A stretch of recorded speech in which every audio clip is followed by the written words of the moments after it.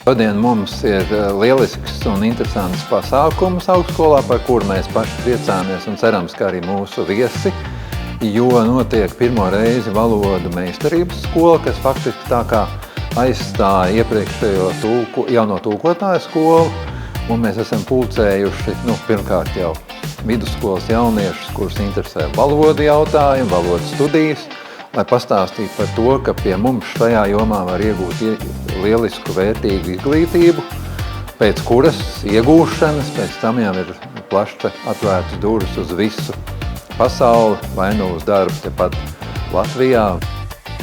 Tulkošanas studiju fakultātē šis gads ir ļoti īpašs, jo mēs esam strādājuši, lai sagatavotu jaunas studiju programmas.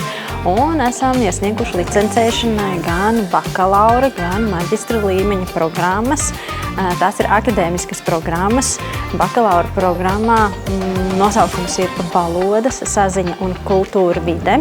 Studiju ilgums būs 3 gadi, un tas nozīmē, ka jau 3 gadu laikā students iegūs bakalaura grādu valodās, saziņā un kultūra vidē. Studiju programma tiks īstenota latviešu valodā, bet ļoti liels akcents būs likts uz daudzvalodību. Un tas nozīmē, ka neskaitot angļu valodu, mūsu studenti apgūs arī franču, spāņu, vācu un krievu valodu.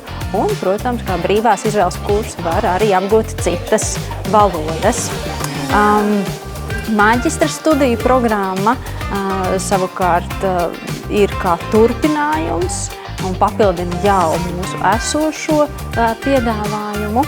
Un jaunā programma ar nosaukumu Digitālā kultūra un tekstveide arī tiks piedāvāta studentiem. Un atšķirībā no bakalaura studiju programmas, kas tiks īstenota latviešu valodā, tā būs programma angļu valodā.